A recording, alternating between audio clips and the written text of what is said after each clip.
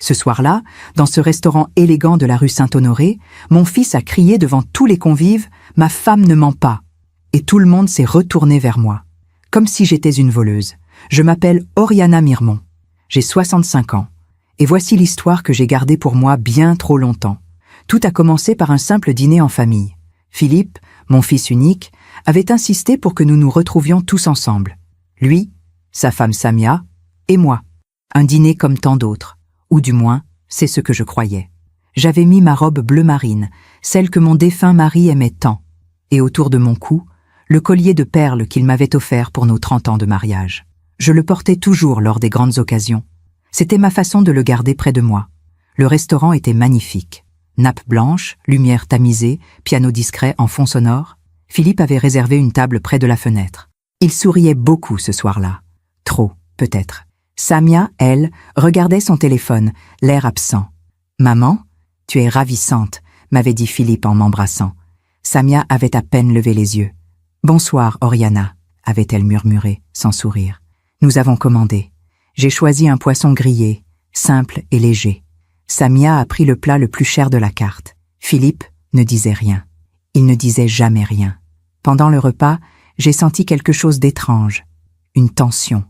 Samia me regardait parfois du coin de l'œil, comme si elle attendait quelque chose. Philippe, lui, évitait mon regard. « Tout va bien, mon chéri ?» ai-je demandé doucement. « Oui, maman. Très bien. » Mais je le connaissais. Je savais quand mon fils mentait. Le dessert est arrivé. Une tarte tatin pour moi, une crème brûlée pour Samia. Philippe n'a rien pris. Il se frottait les mains nerveusement, comme il le faisait enfant lorsqu'il cachait quelque chose. Et puis, tout a basculé. Samia s'est levée brusquement, le visage rouge, les yeux brillants de larmes. Elle a ouvert son sac à main, fouillé dedans avec violence, et s'est mise à crier « Où est mon argent ? 4 000 €! Ils étaient là dans mon sac !» Tout le restaurant s'est figé. « Samia, calme-toi !» a murmuré Philippe, gêné. « Me calmer ? Quelqu'un a volé mon argent. 4 000 €. Elle me regardait, droit dans les yeux, avec cette expression que je n'oublierai jamais. Un mélange de mépris et d'accusation. « Oriana, vous étiez assise juste à côté de mon sac. » J'ai senti mon cœur s'arrêter. « Pardon ? Mon sac était posé entre nous deux. Vous êtes la seule qui a pu... » « Samia, arrête. » Philippe avait haussé le ton, mais pas pour me défendre. Pour la calmer, elle. « Philippe, cet argent était pour notre voyage. 4 000 €, elle était juste à côté. » Les regards, tous ces regards. Les serveurs qui s'approchaient. Les autres clients qui chuchotaient. J'ai porté la main à mon collier de perles, ce geste machinal que je faisais toujours quand j'avais peur. « Je n'ai rien pris, » ai-je murmuré, la voix tremblante. « Maman. » Philippe me regardait maintenant, avec cette expression, ce doute, cette hésitation. « Philippe, tu me connais. Je n'ai jamais... Ma femme ne ment pas. » Il avait crié. Mon fils avait crié, devant tous ces gens, devant moi. Le silence qui a suivi était pire que tout. Un silence lourd, écrasant, humiliant. J'ai senti mes jambes trembler. J'ai voulu dire quelque chose, mais aucun mot n'est sorti. J'ai simplement regardé mon fils, cet homme que j'avais élevé seul après la mort de son père, cet homme pour qui j'avais tout sacrifié.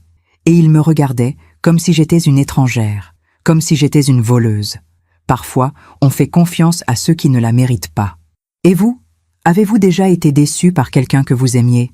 Racontez-moi votre histoire dans les commentaires, j'aimerais vous lire. Pour comprendre ce qui s'est passé ce soir-là, il faut que je vous raconte d'où nous venions, Philippe et moi. Mon fils est né un matin de février 1984. Il neigeait sur Paris.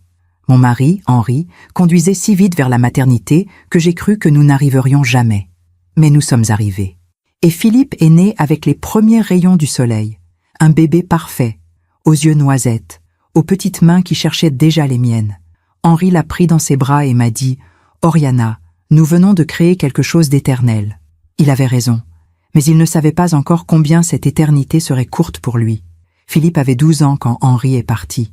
Un infarctus brutal, sans prévenir, sans laisser le temps de dire au revoir. Un matin, Henri était là, souriant, me préparant mon café. Le soir, il n'était plus. Philippe n'a pas pleuré aux funérailles. Il est resté debout, raide, serrant ma main si fort que j'ai cru qu'il allait la briser. Après la cérémonie, dans la voiture, il m'a simplement dit « Maman, je ne te laisserai jamais seule, jamais. Et pendant des années, il a tenu parole. Nous habitions un appartement bourgeois dans le 16e arrondissement. 4 pièces élégantes, haut plafond, parquet en chêne massif. Henri avait toujours eu bon goût. Chaque meuble, chaque tableau, chaque objet racontait une histoire. Le secrétaire en acajou où il rédigeait ses contrats. Le fauteuil Voltaire près de la fenêtre où il lisait le journal. Et dans notre chambre, sur la commode, le collier de perles qu'il m'avait offert pour nos 30 ans de mariage. Après sa mort, j'ai gardé tout exactement comme il l'avait laissé. Comme si Henri pouvait revenir à tout moment. Comme si le temps pouvait s'arrêter. Philippe étudiait alors à Sciences Po. Un garçon brillant, travailleur, respectueux. Il rentrait tous les soirs pour dîner avec moi. Nous parlions de tout, de ses cours, de ses projets, de ses rêves. Il voulait devenir avocat, comme son père. Il voulait me rendre fière. « Maman, un jour, je gagnerai assez pour que tu ne manques de rien, » me disait-il souvent. « Mon chéri, je ne manque de rien. Tu es là. C'est tout ce qui compte. » Il souriait. Ce sourire doux et sincère qui me rappelait tellement Henri. Les dimanches, nous allions au marché ensemble. Philippe portait les sacs, même les plus lourds. Il insistait toujours pour payer les courses avec l'argent de ses petits boulots. « Laisse-moi faire, maman. Papa aurait voulu que je prenne soin de toi. » Je le laissais faire, parce que ça le rendait heureux, parce que ça lui donnait l'impression d'honorer la mémoire de son père. Nous rentrions à pied, même quand il pleuvait.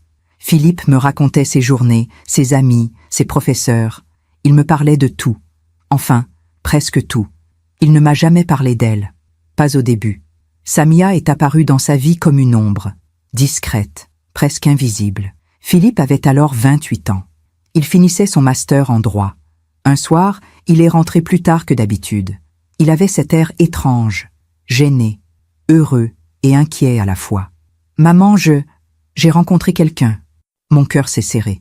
Pas de jalousie. Non, juste cette intuition maternelle. Ce pressentiment qui vous dit que quelque chose va changer. Pour toujours. Comment s'appelle-t-elle? Samia. Elle étudie la communication. Elle est différente. Différente. Ce mot. Il l'a répété plusieurs fois ce soir-là, comme s'il cherchait à me convaincre, ou à se convaincre lui-même. J'aimerais beaucoup la rencontrer, ai-je dit doucement. Oui, bientôt, quand elle sera prête. Prête? Prête pourquoi? Pour rencontrer la mère de son compagnon? Cette phrase aurait dû m'alerter, mais j'ai choisi de ne rien dire. J'ai choisi de faire confiance. Les semaines ont passé. Philippe rentrait de moins en moins. Il dînait chez elle. Il passait ses week-ends avec elle. Et quand il était là, il n'était plus vraiment là. Son esprit était ailleurs. Ses yeux regardaient son téléphone. Ses pensées étaient avec elle. Un soir, j'ai trouvé le courage de lui demander « Philippe, quand pourrais-je enfin rencontrer Samia ?» Il a hésité. « Maman, elle est timide. Elle a besoin de temps. » Timide? Vraiment? 3 mois plus tard, elle est venue dîner à la maison. J'avais tout préparé avec soin. Nappe brodée, service en porcelaine de Limoges, chandelle sur la table. J'avais cuisiné le plat préféré de Philippe, un coq au vin comme Henri le faisait autrefois. Samia est arrivée avec 1 heure de retard, sans s'excuser. Elle portait une robe noire moulante, des talons vertigineux, trop de parfum. Elle s'est assise, sans même me regarder vraiment. Elle a jeté un coup d'œil circulaire à l'appartement, comme si elle évaluait, calculait, jugeait. « C'est charmant », a-t-elle dit d'un ton neutre. Pas un compliment, une constatation froide. Pendant le dîner, elle a à peine touché à son assiette.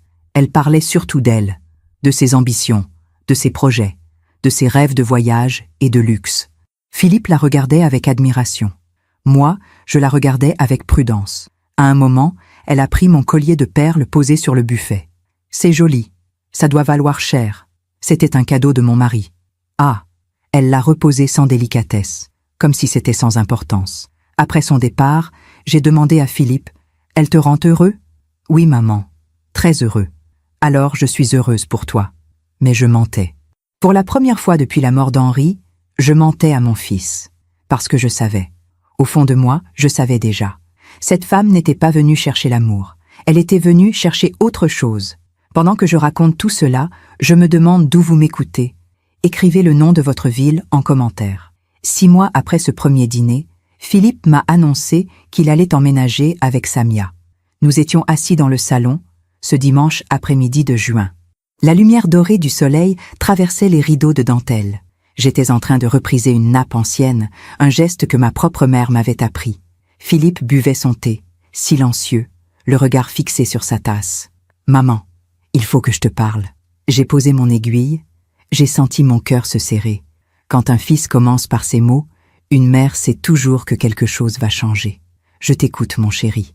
Samia et moi, nous avons trouvé un appartement, dans le 11e. Je vais partir. Ce mot a résonné dans la pièce comme une cloche funèbre. Bien sûr, je savais que ce jour viendrait. Tous les enfants finissent par quitter leur mère. C'est l'ordre naturel des choses. Mais savoir et accepter sont deux choses différentes. Je vois, ai-je simplement répondu. Tu n'es pas fâché? Fâché? Non, mon chéri. Tu es un homme maintenant. C'est normal que tu construises ta vie. Il m'a souri, soulagé. Merci, maman. Tu seras toujours la bienvenue chez nous. Toujours, toujours. Encore un mot qui ne veut rien dire quand il est prononcé trop vite. Philippe a quitté l'appartement un samedi matin de juillet. Samia n'est même pas venue l'aider à déménager. Elle travaille, avait-il expliqué. Travaillait-elle vraiment? Je n'ai jamais su. J'ai aidé mon fils à emballer ses affaires, ses livres, ses vêtements, ses souvenirs d'enfance. À chaque objet que je rangeais dans un carton, c'était un morceau de notre vie ensemble qui disparaissait. Sa collection de soldats de plomb que Henri lui offrait à chaque anniversaire, ses diplômes encadrés. La photo de nous trois, prise à Deauville, l'été avant la mort d'Henri. « Tu veux l'emporter » ai-je demandé en lui montrant la photo. Il a hésité. « Non, garde-la ici, maman. Ça me fait plaisir de savoir qu'elle reste avec toi. » Mais je savais. Je savais que ce n'était pas pour me faire plaisir. C'était parce que Samia n'aurait pas voulu de cette photo chez eux. Parce que dans cette photo, j'existais. Et Samia n'aimait pas que j'existe. Les premiers mois, Philippe m'appelait tous les jours. Nous déjeunions ensemble une fois par semaine, toujours dans le même café de la rue de Passy, là où Henri nous emmenait autrefois. Philippe me racontait son nouveau travail dans un cabinet d'avocat. Samia, elle, cherchait encore, disait-il. Elle attend la bonne opportunité. La bonne opportunité. Combien de fois ai-je entendu cette expression? Puis, petit à petit, les appels se sont espacés. Une fois tous les 2 jours, puis une fois par semaine, puis presque jamais. Désolée, maman. Samia avait besoin de moi. Désolée, maman. Nous avons eu une soirée importante. Désolée, maman. Samia n'était pas bien. Samia. Toujours Samia. Un soir, j'ai appelé Philippe pour son anniversaire. 30 ans. Un chiffre rond. Important. J'avais préparé son gâteau préféré. Une forêt noire comme je la faisais chaque année depuis son enfance. Philippe, j'aimerais te voir ce soir. J'ai fait ton gâteau. Silence. Un long silence gêné. Maman, c'est gentil, mais Samia a organisé une fête, avec ses amis. Je ne peux pas... Je comprends. Peut-être demain? Oui, demain, promis. Il n'est jamais venu. Le lendemain, il a envoyé un message. Désolé, maman. Samia a besoin de moi. On se voit bientôt. Le gâteau est resté 3 jours sur le comptoir de la cuisine. Puis je l'ai jeté. Chaque bouchée jetée était un morceau de mon cœur qui partait avec. Quelques semaines plus tard, Philippe m'a invité à dîner chez eux. Samia insiste, avait-il dit. Samia insistait? Vraiment? Ou était-ce Philippe qui voulait me montrer qu'il n'avait pas oublié sa mère? Leur appartement était petit mais bien situé. Meubles modernes, décorations minimalistes, rien de personnel, aucune photo, aucun souvenir. Comme si Philippe n'avait jamais eu de vie avant Samia. Elle m'a accueilli avec un sourire froid. Oriana. Entrez. Pas belle-maman. Pas Madame Mirmont. Juste Oriana.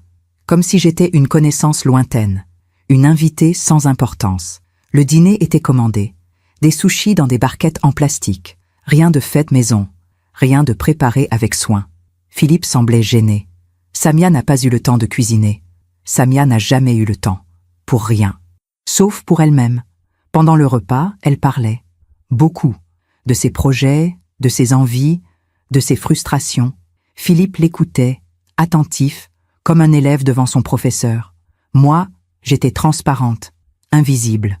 À un moment, j'ai osé poser une question. « Philippe, comment va ton travail au cabinet ?»« Ça va, beaucoup de dossiers.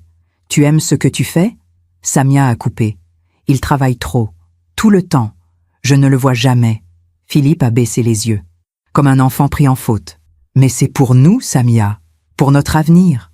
Oui, oui, notre avenir. Elle avait dit ça d'un ton agacé, presque méprisant.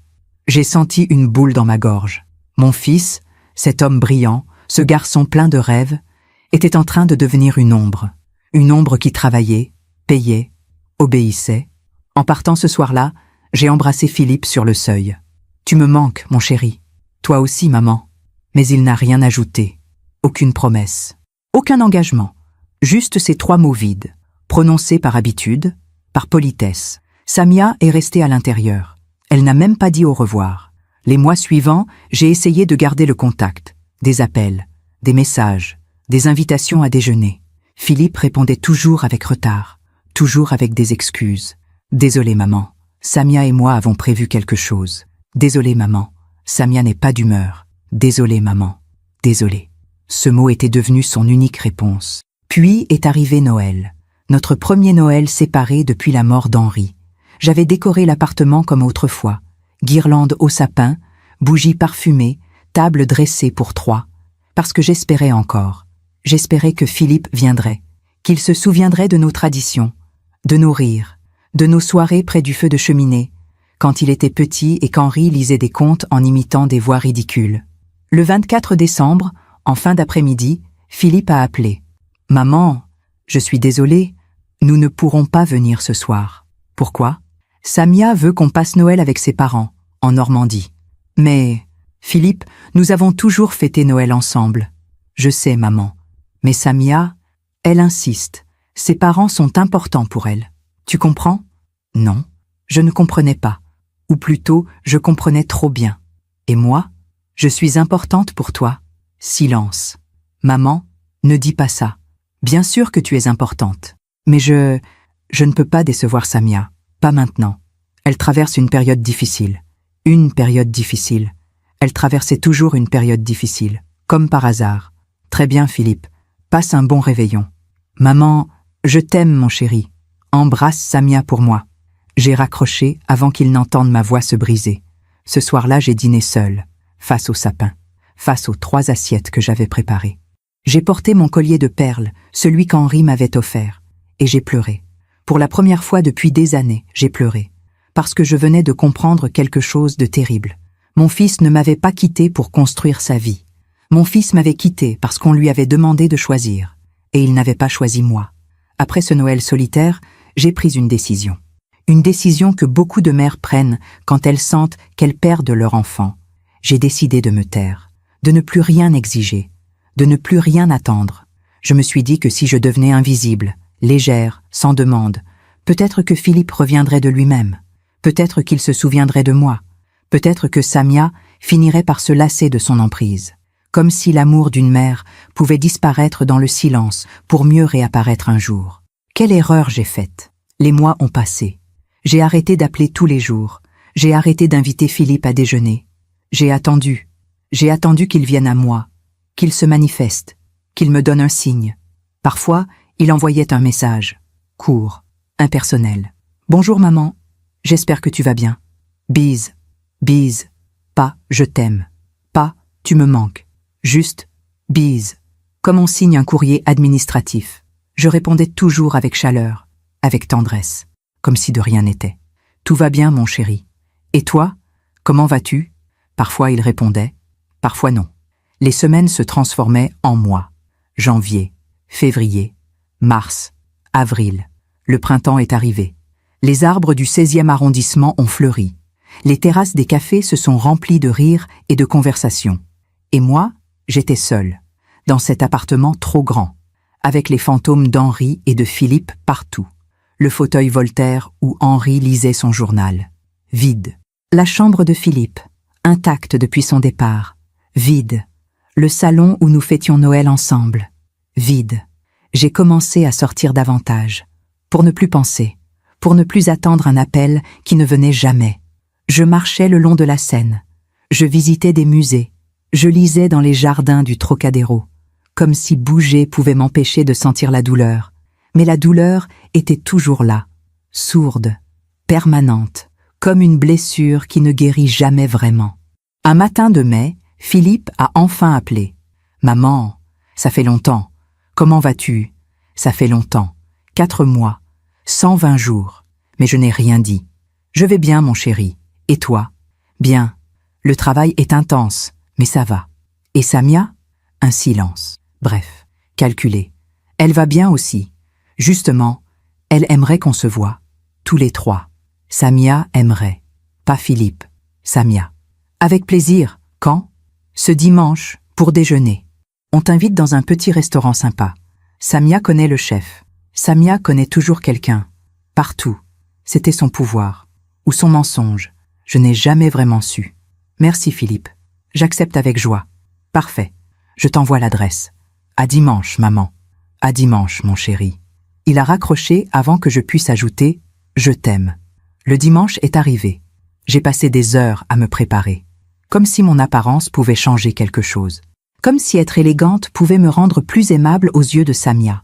J'ai mis une robe beige claire, simple mais chic, des escarpins nudes et bien sûr, mon collier de perles. Ce collier qui me donnait du courage. Ce collier qui me rappelait qu'Henri m'avait aimé, que j'avais été aimée. Autrefois, le restaurant était dans le Marais, petit, branché, avec des tables serrées et une décoration industrielle. Rien à voir avec les endroits que Philippe et moi fréquentions. C'était le monde de Samia. Bruyant, superficiel, moderne. Philippe était déjà là quand je suis arrivé. Seul. Samia n'était pas encore là, encore en retard. Comme toujours. Maman. Il s'est levé, m'a embrassé. Trop vite, trop poliment. Philippe. Tu as bonne mine. Merci, toi aussi. Assieds-toi. Samia ne devrait plus tarder. Nous nous sommes assis. Un silence gêné s'est installé. Comme si nous étions devenus des étrangers. Mon propre fils. Cet homme que j'avais porté, nourri, élevé. Nous n'avions plus rien à nous dire. Le travail se passe bien? Ai-je demandé pour briser le silence. Oui, beaucoup de dossiers, des journées longues. Mais c'est ce que je voulais, non? Devenir avocat. Il avait dit ça d'un ton étrange, presque amer, comme s'il n'était plus sûr de rien. Tu as réalisé ton rêve, Philippe. Papa serait fier de toi. À la mention d'Henri, ses yeux se sont embués. Juste une seconde. Puis il a détourné le regard. Oui, papa serait fier. Il te manque? Tous les jours. À moi aussi. Nous sommes restés silencieux. Ensemble dans notre chagrin. Comme autrefois. Avant Samia. Puis elle est arrivée. En retard d'une demi-heure. Sans s'excuser. Elle portait une robe rouge moulante, des talons aiguilles, un sac griffé que je n'avais jamais vu. Neuf. Cher. Très cher. Désolée. La circulation était infernale. Elle a embrassé Philippe sur la bouche, longuement, comme pour marquer son territoire. Puis elle s'est tournée vers moi. « Oriana, vous allez bien ?»« Très bien, Samia. Merci. » Elle s'est assise en soupirant bruyamment. Quelle journée! J'ai couru partout. Des rendez-vous, des appels, des contrats à négocier. Je suis épuisée. Des contrats? Philippe m'avait toujours dit que Samia cherchait encore du travail. Tu as trouvé un emploi? Ai-je demandé innocemment. Son regard s'est durci. Je travaille en freelance, consulting en communication. C'est très prenant. Très demandant. Je vois, c'est merveilleux. Oui, merveilleux. Elle a attrapé la carte. J'ai faim. Commandons. Le déjeuner a été long, interminable. Samia parlait, sans arrêt, de ses projets, de ses ambitions, de ses envies de voyage. Philippe et moi, nous voulons partir à Bali cet été. N'est-ce pas, chérie? Philippe a hoché la tête. Oui, si on peut se le permettre. Bien sûr qu'on peut se le permettre, tu travailles comme un fou. On mérite bien des vacances, non? Elle avait dit « on », mais je savais qu'elle parlait surtout d'elle. Et toi, Oriana? Vous partez quelque part cet été? Vous? Pas tu. Toujours cette distance, toujours cette froideur. Non, je vais rester à Paris. J'aime cette ville en été. Quand elle se vide, quand elle respire. Comme c'est calme. Elle avait dit ça comme si calme était une insulte. À la fin du repas, Philippe a voulu payer. Mais Samia a insisté. Non, non. C'est moi qui invite aujourd'hui. J'ai touché un gros contrat cette semaine. Elle a sorti une liasse de billets de son sac griffé. Des billets neufs, croustillants, des billets de 50 €. Beaucoup, trop. Philippe a souri, soulagé. Merci, ma chérie. De rien, mon amour. Elle m'a regardé. Il faut savoir gâter son homme, n'est-ce pas, Oriana? J'ai souri poliment. Mais au fond de moi, Quelque chose clochait. Samia n'avait jamais d'argent. Elle vivait sur le dos de Philippe.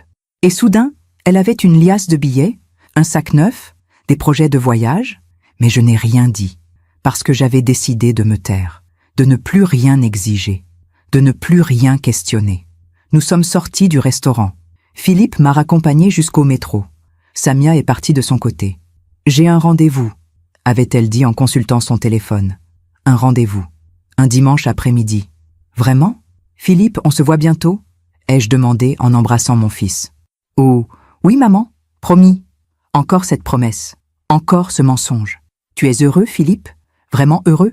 Il a hésité. Une fraction de seconde. Puis il a souri. Un sourire forcé. Un sourire qui ne montait pas jusqu'à ses yeux. « Oui, maman, je suis heureux. » Il mentait. Je le savais, mais j'ai fait semblant de le croire, parce que c'était plus facile. Pour lui, pour moi, pour nous deux. Je suis rentré chez moi ce soir-là avec un poids dans la poitrine, une intuition, un pressentiment. Quelque chose n'allait pas, quelque chose dans le regard de Samia, dans cette liasse de billets, dans ce sac griffé. Mais je me suis tue, encore une fois, parce que les mères se taisent. Elles se taisent pour ne pas perdre leurs enfants. Elles se taisent pour garder l'espoir. Elles se taisent jusqu'à ce qu'il soit trop tard. Et moi, j'ai fait comme toutes les mères du monde. Je me suis tue. Les semaines qui ont suivi ce déjeuner étrange ont été marquées par un silence pesant. Philippe ne m'appelait plus. Je n'osais plus l'appeler non plus. Comme si nous avions tacitement accepté cette distance. Comme si c'était devenu notre nouvelle normalité. Mais moi, je ne pouvais pas oublier. Cette liasse de billets, ce sac griffé, ce regard fuyant de Samia quand j'avais posé des questions innocentes. Tout cela tournait dans ma tête, sans repos, sans réponse. Un soir de juin, alors que je rangeais de vieilles factures dans le secrétaire en acajou d'Henri, je suis tombée sur un carnet. Un petit carnet en cuir brun que mon mari utilisait pour noter ses pensées. Je l'avais gardé précieusement après sa mort, mais je ne l'avais jamais vraiment relu. Trop douloureux. Ce soir-là, poussé par une mélancolie profonde, je l'ai ouvert. Les pages étaient jaunies. L'écriture d'Henri, élégante et ferme, racontait nos années ensemble, nos joies, nos projets. Ses réflexions sur Philippe. Une phrase m'a frappée. Un fils doit apprendre à voir les gens tels qu'ils sont, pas tels qu'il voudrait qu'ils soient. C'est la plus grande leçon qu'un père puisse transmettre. Henri avait écrit ça quelques semaines avant sa mort, comme s'il savait, comme s'il voulait me laisser un message. J'ai fermé le carnet. Les larmes coulaient sur mes joues. Henri me manquait. Sa sagesse, sa force, sa capacité à voir clair dans les situations compliquées. Qu'aurait-il fait, lui, face à Samia? Aurait-il parlé à Philippe? L'aurait-il confronté?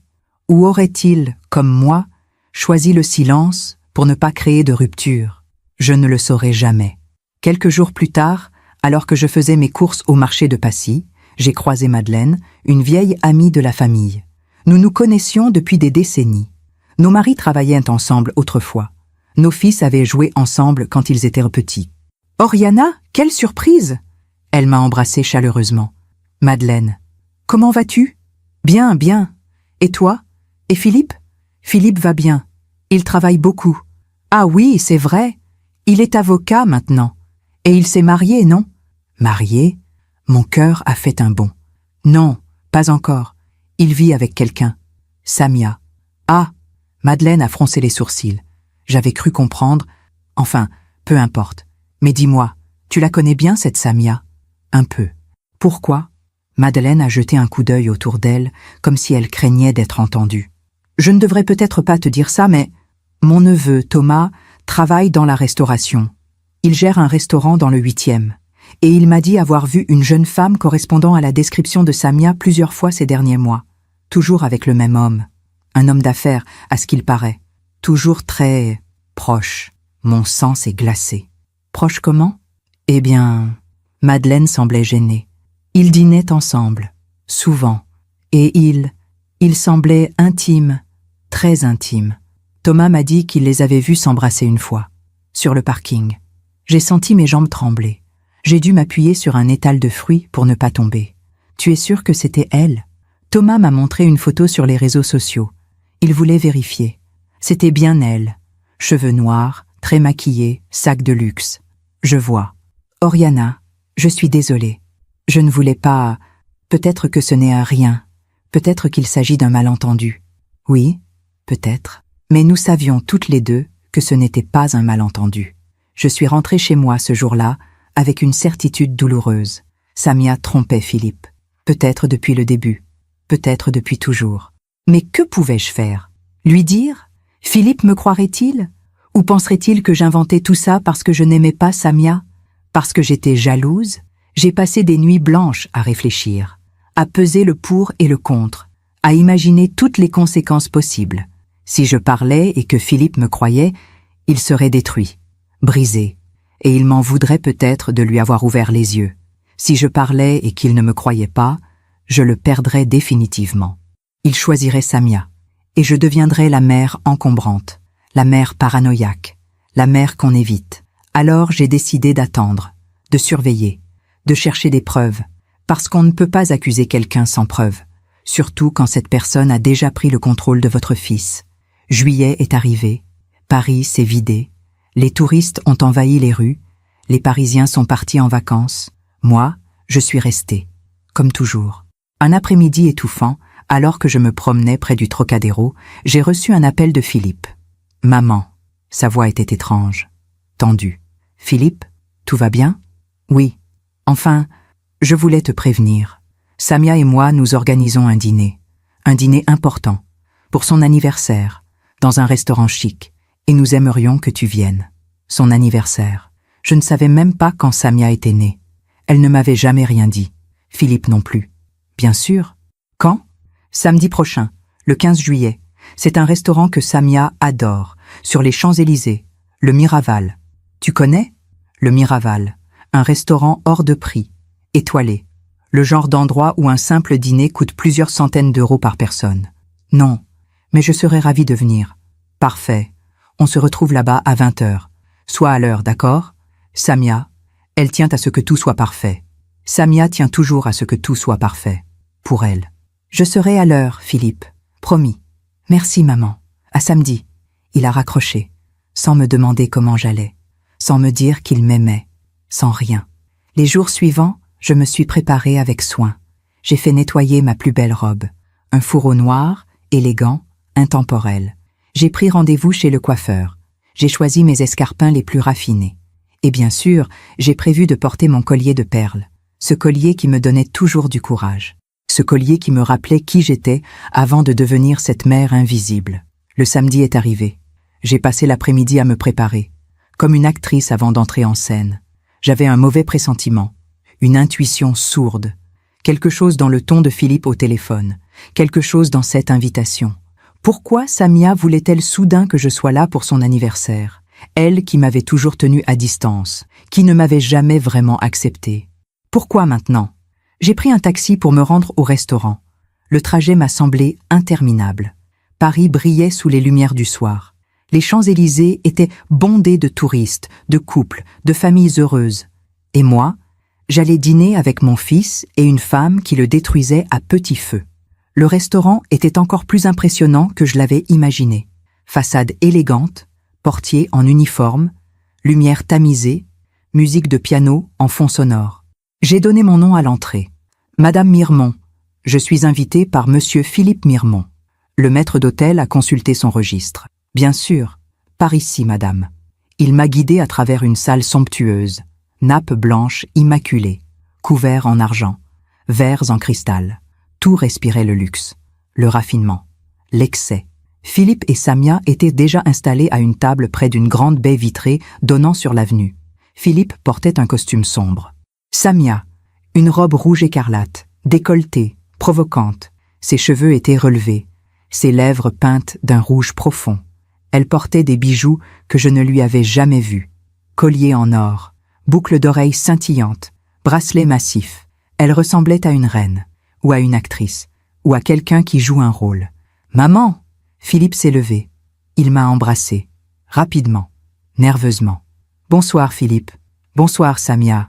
Joyeux anniversaire. » Samia m'a regardé de haut en bas, comme si elle évaluait ma tenue, mon âge, mon existence. « Merci, Oriana.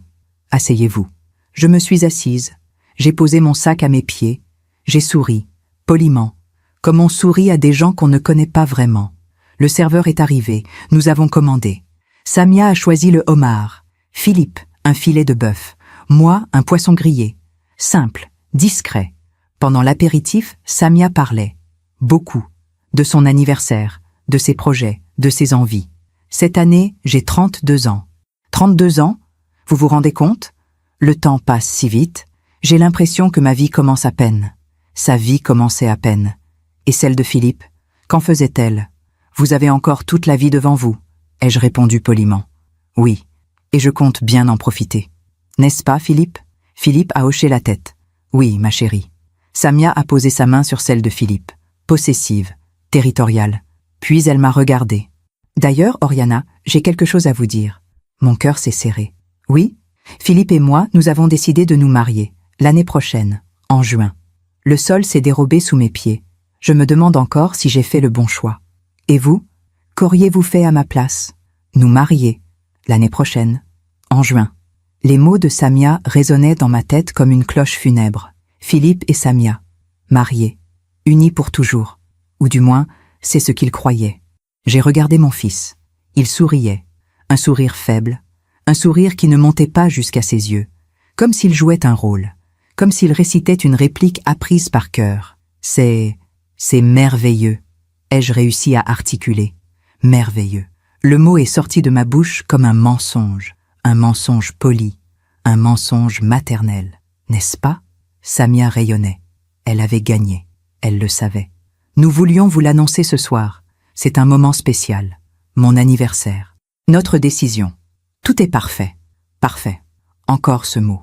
Dans la bouche de Samia, parfait signifiait toujours contrôler. Quand avez-vous pris cette décision? Ai-je demandé doucement. Philippe a ouvert la bouche pour répondre, mais Samia l'a coupé. Comme toujours. Il y a quelques semaines, Philippe m'a fait une belle demande. N'est-ce pas, mon amour? Philippe a hoché la tête. Oui, une belle demande. Mais il n'a pas raconté comment. Il n'a pas partagé les détails. Il n'a rien dit. Comme si ce moment intime avait déjà été effacé, remplacé par la version que Samia voulait raconter. Le serveur est arrivé avec nos plats. Le homard de Samia était présenté comme une œuvre d'art. Le filet de bœuf de Philippe était saignant, juteux. Mon poisson était simple, délicat, presque invisible sur l'assiette, à l'image de ce que j'étais devenu dans leur vie. Nous avons mangé en silence pendant quelques minutes, un silence pesant, gêné. Puis Samia a repris la parole. Parce que Samia ne supporte pas le silence. Elle a besoin d'être au centre, toujours. Le mariage sera grand, évidemment, dans un château, en Normandie. Mes parents connaissent un endroit magnifique. 200 invités, peut-être plus. 200 invités. Je connaissais à peine 10 personnes dans leur vie. Qui seraient tous ces gens? Les amis de Samia, sa famille, ses relations? Et toi, Philippe? Tu as des souhaits particuliers pour ce mariage? Ai-je osé demander. Il a levé les yeux vers moi, surpris, comme si personne ne lui avait posé cette question depuis longtemps. Je veux juste que Samia soit heureuse. Et toi, tu seras heureux? Un silence, long, lourd. Samia est intervenue, agacée. Bien sûr qu'il sera heureux. Quelle question, Oriana? Quelle question, en effet. La question qu'une mère pose à son fils. La question que personne d'autre ne pose. Pardon. Je voulais juste... Vous vouliez juste quoi? Le ton de Samia avait changé. Plus dur, plus froid. Je voulais juste m'assurer que mon fils est heureux. C'est tout ce qu'une mère peut souhaiter. Philippe est heureux avec moi. N'est-ce pas, Philippe? Philippe a hoché la tête, mécaniquement, comme un automate. Oui, je suis heureux. Mais ses yeux disaient autre chose. Ses yeux disaient « Aide-moi, maman. S'il te plaît, aide-moi. » Le dîner s'est poursuivi. Samia parlait des préparatifs, de la robe qu'elle voulait, des fleurs, de la musique, du voyage de noces. Philippe m'emmène aux Maldives. N'est-ce pas, chérie? Oui, si on peut se le permettre. On peut se le permettre. Elle avait dit ça avec assurance, avec certitude, comme si l'argent n'était plus un problème. Puis, elle a sorti son téléphone. Elle a commencé à consulter ses messages. En plein dîner, sans gêne, sans respect. Philippe l'a regardée, surpris. « Samia, nous sommes à table. Je sais, mais j'attends un message important. Pour un contrat. Un contrat. Encore. Toujours ces contrats mystérieux. Ces rendez-vous secrets. Cet argent qui apparaissait de nulle part. Elle a tapé une réponse rapide, puis elle a posé son téléphone sur la table. Écran visible, lumineux, et c'est là que je l'ai vu. Un message. Bref, mais suffisant. À demain, ma belle. Même heure, même endroit. J. Qui était J? Mon cœur s'est mis à battre plus vite. J'ai détourné le regard, mais c'était trop tard. J'avais vu. Et je savais. Samia n'avait pas remarqué. Ou peut-être s'en fichait-elle. Elle a repris son téléphone et l'a glissé dans son sac. Ce sac griffé, noir, luxueux, posé entre elle et moi. Le dessert est arrivé. Une tarte tatin pour moi, une crème brûlée pour Samia. Philippe n'a rien pris. Il se frottait les mains nerveusement, comme il le faisait enfant, quand quelque chose n'allait pas. « Philippe, tu es sûr que tu ne veux rien ?» ai-je demandé. « Non, maman, je n'ai pas faim. Tu ne te sens pas bien ?»« Je vais bien, juste fatigué. » Bien sûr qu'il était fatigué.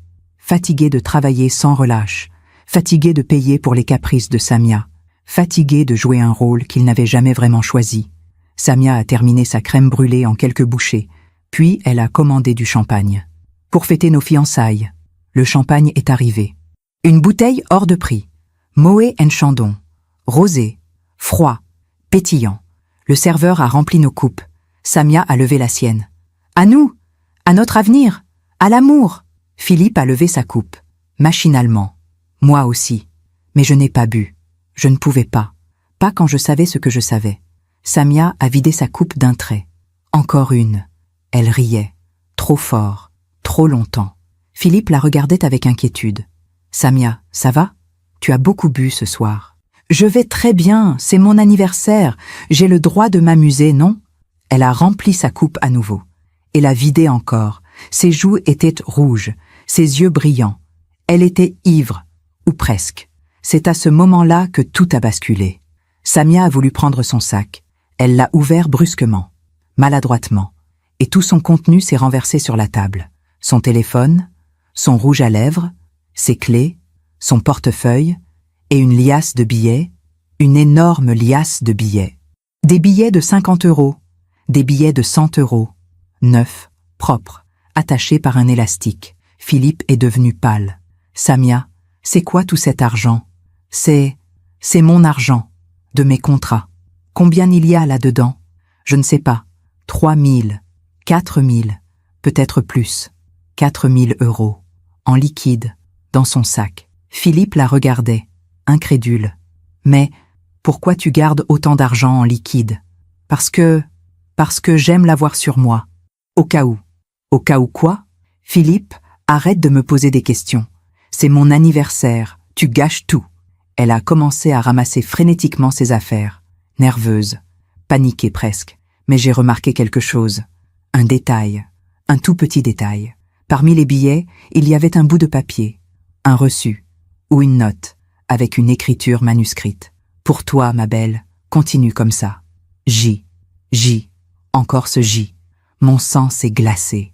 Tout devenait clair, trop clair. Cet argent, ces bijoux, ces sacs, ces voyages, ces contrats mystérieux, ce n'était pas du travail.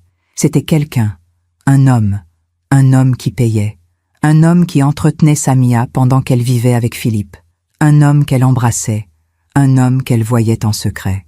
Samia a fourré tout son argent dans son sac. Elle tremblait. « Bon, je vais aux toilettes, j'ai besoin d'air. » Elle s'est levée, chancelante. Elle a traversé la salle et a disparu dans le couloir menant aux toilettes. Philippe était figé, immobile, le regard vide. « Philippe, ne dis rien, maman, s'il te plaît. Ne dis rien. » Mais, je sais, sa voix était cassée, brisée. Je sais ce que tu penses. Philippe, cet argent. Je sais, maman. Il avait crié, presque, puis il a baissé la voix. Je sais, mais je ne peux pas l'accuser sans preuve. Elle va tout nier. Elle va dire que je suis parano, que je ne lui fais pas confiance. Mais tu as vu ce reçu, cette écriture? J'ai vu. Mais qu'est-ce que ça prouve? Rien de concret. Il avait raison. Et en même temps, il avait tort. Parce que parfois, la vérité n'a pas besoin de preuves. Elle se voit, elle se sent, elle se sait. Samia est revenue quelques minutes plus tard. Elle avait rafraîchi son maquillage, recomposé son visage. Elle souriait, comme si rien ne s'était passé. « Bon, On commande le café? Le café est arrivé. Nous l'avons bu en silence. Un silence lourd, écrasant. Chacun perdu dans ses pensées. Puis Samia a regardé sa montre. Il est tard. On devrait y aller. Philippe a demandé l'addition. Le serveur est venu avec la note. 340 €. Pour un dîner. Pour célébrer un mensonge. Philippe a sorti sa carte bancaire. Mais Samia l'a arrêté. Non, c'est moi qui paie. C'est mon anniversaire. Elle a ouvert son sac, a sorti sa liasse de billets. Et a compté. 50, 100, 150, 200, 250, 300, 350. Elle a laissé l'argent sur la table, sans même attendre la monnaie. « Gardez tout », a-t-elle dit au serveur. 10 € de pourboire. Généreuse, avec l'argent d'un autre homme. Nous sommes sortis du restaurant. L'air était doux. La nuit était tombée. Les Champs-Élysées brillaient de 1000 lumières. « Bon, merci d'être venu, Oriana », a dit Samia d'un ton sec. « Philippe va vous raccompagner à un taxi. Moi, je rentre. J'ai quelque chose à faire. Quelque chose à faire. » À 23 heures, le soir de son anniversaire, elle a embrassé Philippe rapidement. Sur la joue, pas sur la bouche. Puis elle est partie, dans la direction opposée, sans se retourner. Philippe et moi sommes restés seuls sur le trottoir, silencieux, perdus. « Philippe, maman, ne dis rien. Pas maintenant. S'il te plaît. Mais pas maintenant. » Il m'a accompagné jusqu'à un taxi. Il a ouvert la portière. Je suis montée. « Philippe, je t'aime, quoi qu'il arrive. » « Moi aussi, maman. » Il a refermé la portière. Le taxi a démarré. Je me suis retournée. Philippe était toujours là, immobile, seul, sous les lumières de la ville. Et à ce moment-là, j'ai compris quelque chose de terrible. Mon fils savait, depuis le début, ou presque. Il savait que Samia le trompait, que Samia le mentait, que Samia le détruisait. Mais il avait choisi de fermer les yeux, parce qu'il avait peur de perdre, peur d'être seul, peur d'admettre qu'il s'était trompé. Et moi, que pouvais-je faire? Rien. Absolument rien. Les semaines qui ont suivi ce dîner désastreux ont été parmi les plus sombres de ma vie. Je n'arrivais pas à dormir. Je n'arrivais pas à manger. Je tournais en rond dans cet appartement trop grand, trop vide, hanté par les souvenirs d'une époque où mon fils m'appartenait encore. J'ai pensé 1000 fois à l'appeler, à lui dire ce que je savais, à lui montrer la vérité. Mais comment faire? Comment briser le cœur de son propre enfant? Comment lui dire que la femme qu'il s'apprêtait à épouser le trahissait sous ses yeux? Alors j'ai attendu. Encore. Toujours. J'ai attendu qu'il vienne à moi, qu'il pose les bonnes questions, qu'il ouvre enfin les yeux. Mais Philippe ne m'a pas appelé. Pas une seule fois. Comme si ce dîner n'avait jamais eu lieu. Comme si ces 4000 € n'avaient jamais existé. Comme si ce reçu signé J n'était qu'une hallucination. Juillet s'est transformé en août. Paris était une fournaise.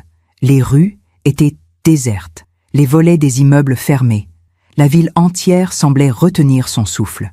Moi aussi, je retenais mon souffle, en attendant l'inévitable. Et puis, un matin de la mi-août, Philippe a appelé. Maman, sa voix était étrange, fatiguée, éteinte. Philippe, mon chéri, comment vas-tu? Ça va. Écoute, Samia et moi nous aimerions t'inviter à dîner. Ce samedi, un endroit qu'elle aime beaucoup, sur la rue Saint-Honoré.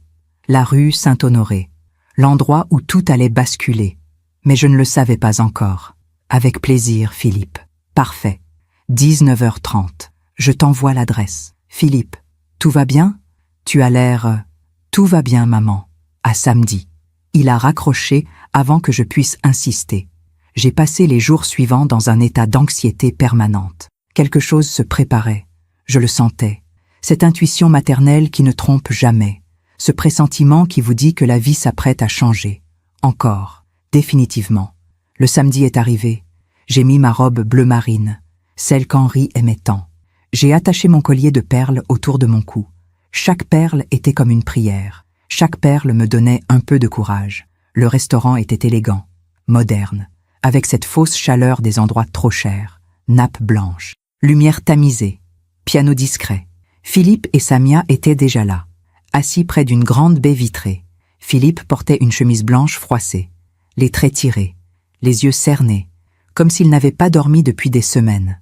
Samia, elle, était impeccable, Robe noire moulante, cheveux parfaitement coiffés, maquillage irréprochable, un sourire figé sur les lèvres, un sourire qui n'atteignait jamais ses yeux. Maman. Philippe s'est levé pour m'embrasser. Ses mains tremblaient légèrement. Bonsoir Philippe. Bonsoir Samia. Samia a hoché la tête, sans sourire, sans chaleur. Oriana. Je me suis assise. J'ai posé mon sac à côté de moi. Pas trop loin, pas trop près. Juste là, à portée de main. Le serveur est venu prendre nos commandes. J'ai choisi un poisson grillé, simple, léger. Philippe a pris un plat de pâtes. Samia a commandé le plat le plus cher. Encore, toujours. Un silence pesant s'est installé. Philippe regardait son assiette. Samia consultait son téléphone. Moi j'observais. J'attendais. Alors, quoi de neuf? Ai-je osé demander. Rien de spécial, a répondu Philippe d'une voix morne. Et les préparatifs du mariage. Samia a levé les yeux de son téléphone. Tout avance bien. J'ai trouvé le château, j'ai réservé le traiteur. Tout est sous contrôle. Sous contrôle. Tout était toujours sous contrôle avec Samia. Sauf sa propre vie. Sauf ses propres mensonges. Le repas est arrivé. Nous avons mangé en silence. Un silence lourd, étouffant. Comme si nous étions 3 étrangers forcés de partager une table. Philippe mangeait à peine. Il poussait ses pattes d'un côté à l'autre de son assiette, perdu dans ses pensées. Absent. « Philippe, tu ne te sens pas bien ?» ai-je demandé doucement. « Si, juste, fatigué. Tu travailles trop. Il faut bien payer les factures. » Il avait dit ça avec une pointe d'amertume. Samia l'a regardé, agacée. « Oh, arrête avec ça. Tu es avocat.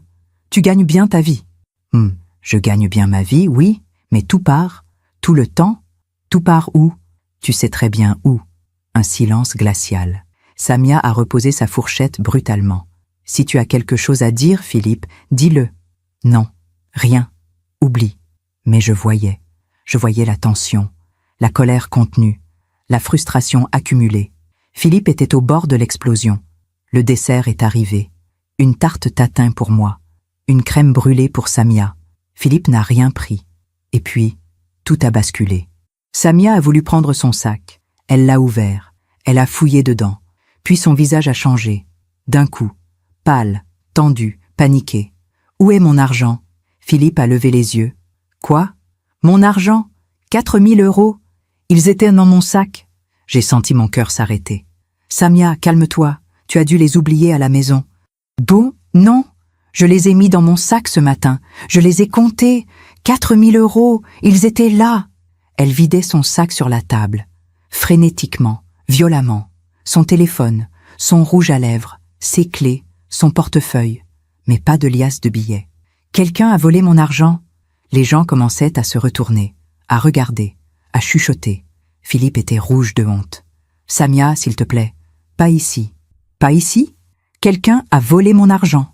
Et puis elle m'a regardé, droit dans les yeux, avec cette expression que je n'oublierai jamais, cette accusation muette, ce regard qui dit « C'est toi, Oriana, vous étiez assise juste à côté de mon sac. Le sol s'est dérobé sous mes pieds.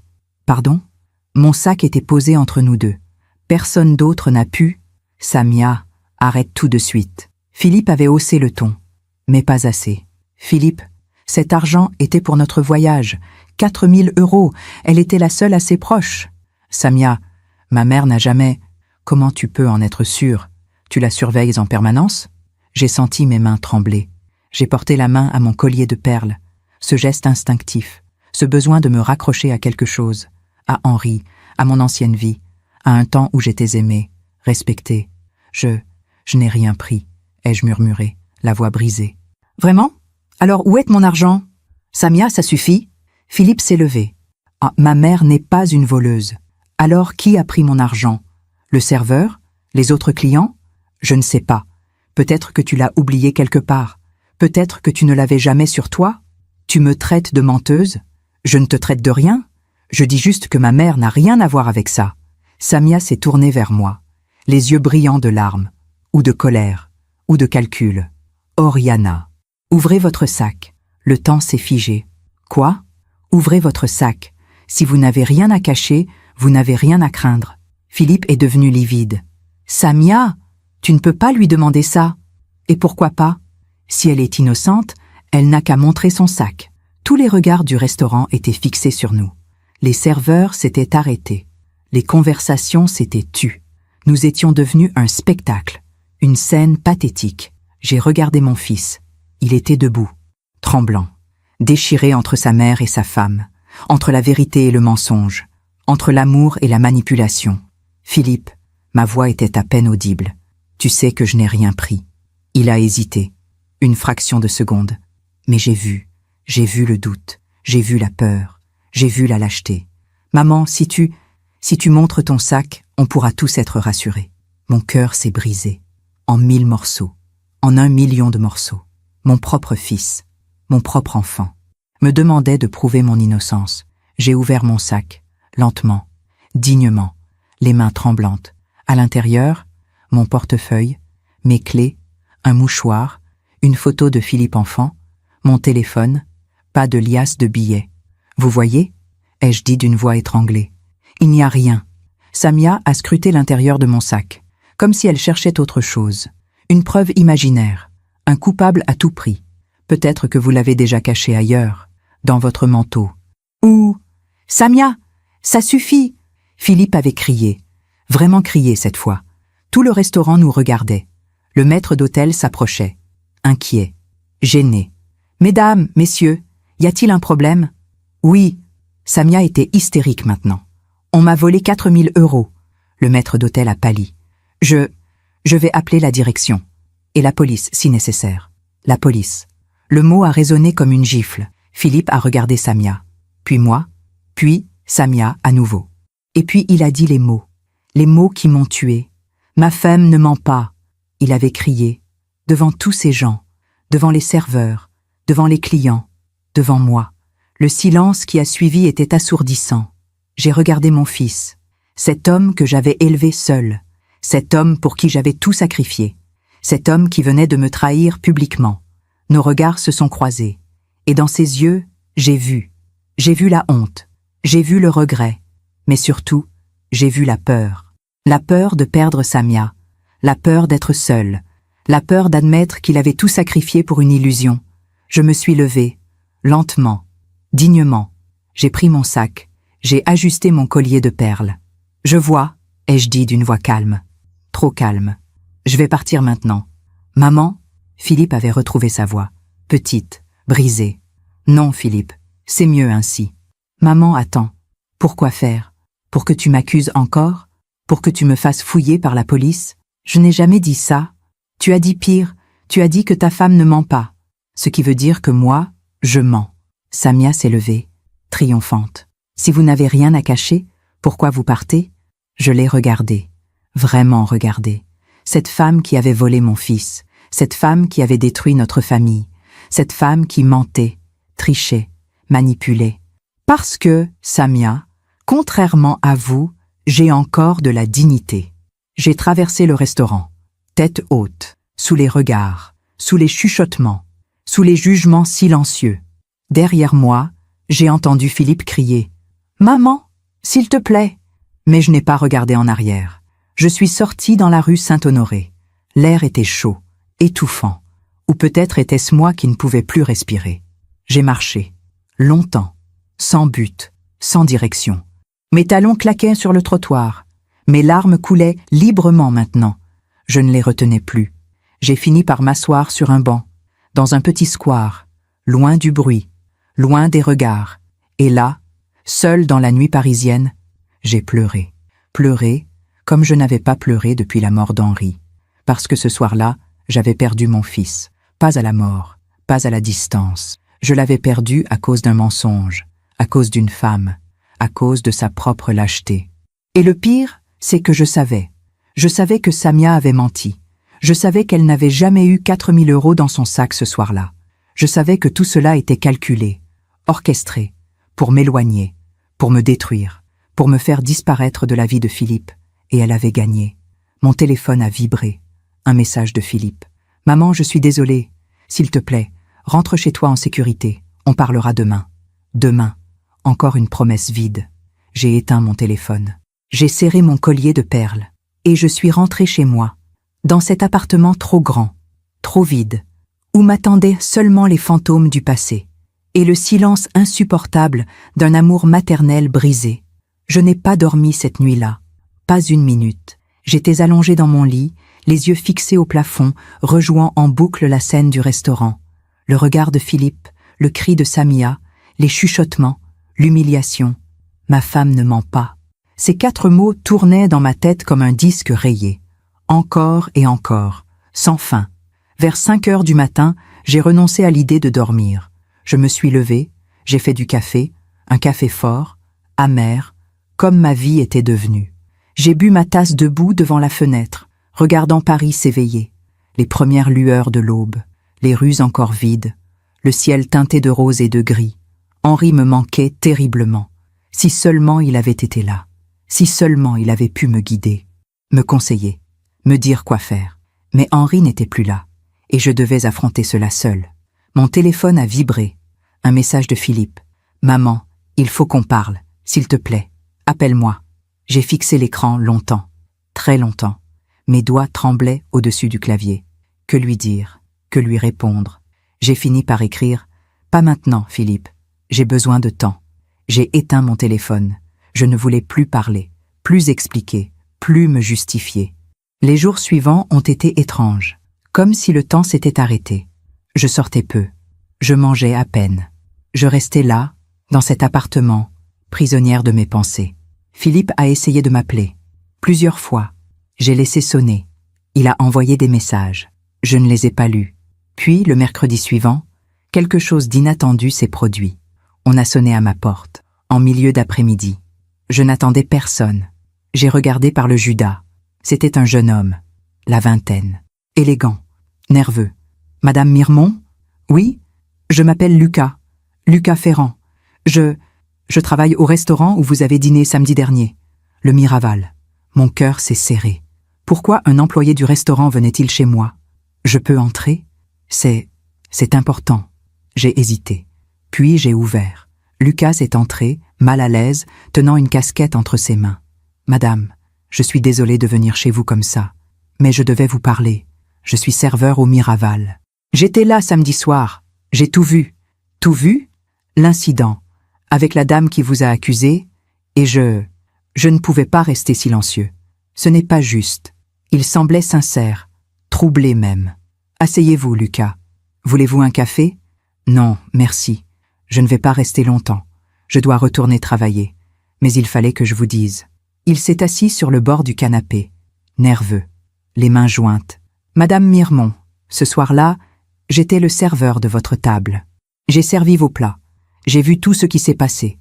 Et je dois vous dire quelque chose. » « Quoi donc? » « Cette femme, Samia, elle ment. » Mon cœur s'est accéléré. « Comment le savez-vous? » « Parce que je l'ai vue, avant que vous n'arriviez. Elle était au restaurant, seule. Enfin, pas vraiment seule. Que voulez-vous dire? » Lucas a pris une grande inspiration. « Elle était avec un homme, pas votre fils, un autre homme, plus âgé, cheveux gris, costume coûteux. Ils se sont assis au bar, ils ont bu du champagne. Et puis, ils sont sortis ensemble, sur le parking. J'étais en train de fumer ma pause. Je les ai vus. Vous les avez vus faire quoi? Elle lui a donné quelque chose, une enveloppe, ou peut-être un sac, je ne suis pas sûre. Et lui, il lui a donné quelque chose en retour, de l'argent, je pense, une liasse de billets. Et puis, il s'est arrêté, gêné. Et puis, ils se sont embrassés. Pas un baiser innocent, un vrai baiser, long, passionné. J'ai senti mes jambes faiblir. Quand était-ce? Environ une demi-heure avant que vous n'arriviez. Ensuite, l'homme est parti, et elle est rentrée dans le restaurant. Elle s'est installée à votre table, comme si de rien n'était. Vous êtes sûr de ce que vous dites? Absolument certain. Et ce n'est pas tout. Après l'incident, après que vous soyez parti, j'ai parlé avec mon manager. Je lui ai raconté ce que j'avais vu. Il m'a dit de me taire, de ne rien dire, que ce n'était pas mes affaires, que ça pourrait nuire à la réputation du restaurant. Mais vous êtes quand même venu me voir. Oui, parce que ce n'est pas juste. Vous avez été humilié publiquement, accusé de vol, alors que cette femme, elle joue un jeu cruel. Pourquoi faites-vous ça, Lucas? Vous ne me connaissez pas. Il a baissé les yeux. Ma mère, elle a 63 ans. Elle vit seule depuis que mon père est mort. Et parfois, Quand je la vois, je vois la solitude dans ses yeux, la tristesse. Samedi soir, quand vous êtes sorti du restaurant, j'ai vu la même chose dans vos yeux. Et je me suis dit que si quelqu'un faisait ça à ma mère, j'aimerais que quelqu'un lui dise la vérité. Les larmes me sont montées aux yeux. Merci, Lucas. Merci d'être venu. Il y a autre chose, madame. Quoi? Le restaurant a des caméras de surveillance. Dans la salle, au bar, sur le parking. Tout est enregistré. Si vous voulez, si vous avez besoin de preuves, elles existent. Des preuves, des vraies preuves. Pas des suppositions, pas des intuitions. Des images, des faits. Comment puis-je accéder à ces enregistrements? Officiellement, vous ne pouvez pas. Seul le manager y a accès. Et la police, en cas d'enquête. Mais je connais quelqu'un, un technicien, qui pourrait peut-être récupérer quelque chose, discrètement. Si vous êtes d'accord, j'ai réfléchi. Est-ce que je voulais vraiment voir ces images? Est-ce que je voulais vraiment la preuve de la trahison de Samia? Oui, je le voulais. Pas pour moi. Pour Philippe. Pour qu'il voie. Pour qu'il sache. Pour qu'il arrête de vivre dans le mensonge. Oui, je suis d'accord. Lucas a hoché la tête. Je vais voir ce que je peux faire. Je vous recontacte. Il s'est levé. Il allait partir. Puis il s'est retourné. Madame Mirmont, je ne sais pas ce qui va se passer après ça. Mais je voulais vous dire, vous n'avez rien à vous reprocher. Vous êtes une bonne mère. Votre fils a de la chance de vous avoir. Même s'il ne le sait pas encore. Il est parti. La porte s'est refermée. Je suis resté debout dans l'entrée, le cœur battant, l'esprit en ébullition. Enfin, quelqu'un disait la vérité. Enfin, quelqu'un voyait à travers le masque de Samia. 3 jours plus tard, Lucas m'a rappelé. Madame Mirmont, je l'ai. Quoi? L'enregistrement. Mon ami a pu récupérer les images du samedi soir. Le bar, le parking, tout. Mon cœur s'est emballé. Comment puis-je les voir? Je peux vous les apporter. Demain, si vous êtes d'accord. Oui, venez demain. Le lendemain, Lucas est revenu. Avec une clé USB. Petite, noire, contenant la vérité. Nous nous sommes assis devant mon ordinateur. Lucas a inséré la clé. Les fichiers vidéo se sont affichés. Vous êtes prête? M'a-t-il demandé. Oui. Il a lancé la première vidéo. Le bar du restaurant. Samia apparaissait à l'écran. En robe noire, maquillée, souriante. Elle s'est assise au bar. Quelques minutes plus tard, un homme l'a rejointe. Cheveux gris, la cinquantaine, costume Armani, montre Rolex. L'allure d'un homme d'affaires prospère. Ils ont commandé du champagne. Ils ont parlé. Ils riaient. Ils se touchaient. La main sur le bras, la main sur la cuisse. Des gestes intimes, familiers. C'est lui, a dit Lucas. L'homme que j'ai vu. Puis la vidéo s'est arrêtée. Lucas a lancé la deuxième. Le parking. Vue de nuit. Granuleuse mais claire. Samia et l'homme sortèrent du restaurant. Main dans la main. Ils se sont arrêtés près d'une Mercedes noire. L'homme a sorti quelque chose de sa poche.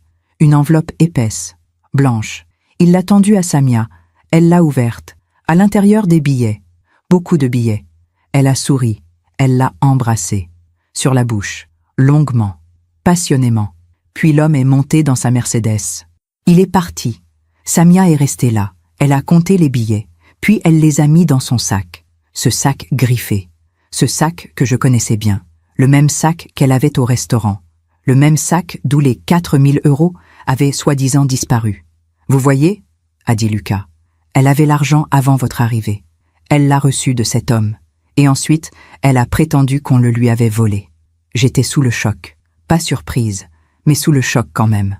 Voir la vérité en images, en mouvement, en couleur. C'était différent de simplement savoir. Il y a autre chose, a ajouté Lucas. Il a lancé une 3e vidéo. La salle du restaurant. Notre table. Vue d'en haut. On nous voyait arriver. Philippe. Samia. Moi. On nous voyait nous asseoir. Commander. Manger. Et puis, à un moment précis, Samia s'est levée. Elle est allée aux toilettes. La caméra la suivait. Elle a traversé la salle. Mais au lieu d'aller directement aux toilettes, elle s'est arrêtée, près d'une colonne, hors de vue de notre table. Elle a ouvert son sac. Elle a sorti la liasse de billets. Elle l'a regardée. Puis, elle l'a mise dans son manteau. Le manteau qu'elle avait laissé au vestiaire en arrivant. Elle a caché l'argent elle-même, a murmuré Lucas, avant de revenir à table, avant de faire son cinéma. C'était prémédité, calculé, cruel. Samia avait organisé toute cette scène pour m'humilier, pour m'éloigner de Philippe, pour me détruire. Et Philippe avait choisi de la croire. « Madame Mirmont, qu'allez-vous faire maintenant ?» a demandé Lucas. J'ai fermé l'ordinateur. J'ai pris la clé USB. Je l'ai serrée dans ma main. Cette petite clé, ce petit objet qui contenait la vérité. Je vais montrer ça à mon fils. Vous pensez qu'il vous croira? Je ne sais pas. Mais au moins, il saura. Il ne pourra plus dire qu'il ne savait pas. Lucas s'est levé. « Bon courage, madame. Vous êtes une femme courageuse. » « Non, Lucas. Je suis juste une mère qui refuse d'abandonner son fils. » Après son départ, je suis restée longtemps assise dans le salon. La clé USB posée devant moi sur la table basse, à côté du carnet d'Henri, à côté de mon collier de perles, tous ces objets, tous ces symboles, le passé, le présent, la vérité. J'ai pris mon téléphone, j'ai composé le numéro de Philippe. Il a décroché à la première sonnerie. « Maman ?»